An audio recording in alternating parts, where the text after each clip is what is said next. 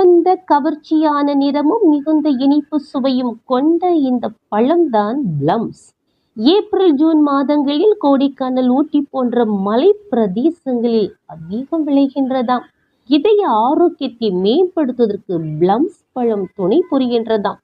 இதில் vitamin C நிறைந்துள்ளதால் உடலில் நோய் எதிர்ப்பு சக்தியை அதிகரிக்கவும் துணை புரிகின்றது.